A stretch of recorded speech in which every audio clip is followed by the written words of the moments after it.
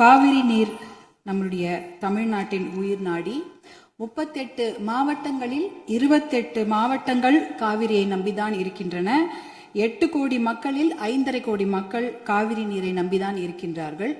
காவிரி நீர் பார்த்தீங்கன்னா குடகு மலை, அதாவது கூர்களை கர்நாடகாவில் ஆரம்பித்து மேற்கு தொடர்ச்சி மலை வழியாக தர்மபுரி மாவட்டத்தில் தான் தமிழ்நாடுக்கு முதல்ல வருகிறது. தர்மபுரி மாவட்டம் பிலிகுண்டுல தான் அது உள்ள தமிழ்நாட்டுக்குள்ளே நுழைகின்றது.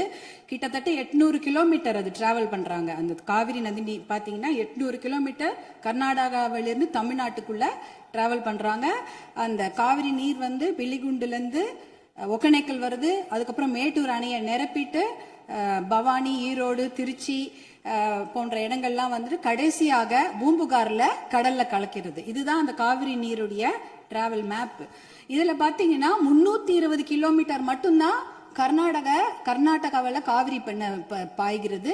பார்டர், அதாவது அந்த பார்டர்ல வந்து 60 கிலோமீட்டரும் தமிழ்நாட்டுக்குள்ள 420 கிலோமீட்டர் காவிரி நதி நீர் ஓடுகிறது. அப்படி என்றால் நமக்கு தான் அதிகமான உரிமை. 420 கிலோமீட்டர் தமிழ்நாட்டில் ஓடுது, நம்மளுடைய மாநில எல்லையில 60 கிலோமீட்டர் ஓடுகிறது. அப்படி என்றால் கிட்டத்தட்ட 740 டிஎம்சி தண்ணீர், காவிரி நீர் இருக்கிறது என்றால் அதற்கு அதிகமான உரிமை நமக்கு தான் இருக்கிறது. கிட்டத்தட்ட 400 டிஎம்சி தண்ணீர் வந்து தமிழ்நாட்டுக்கு உரிமையான தண்ணீர், நமக்கு பாதிக்கப்பட்ட தண்ணீர்.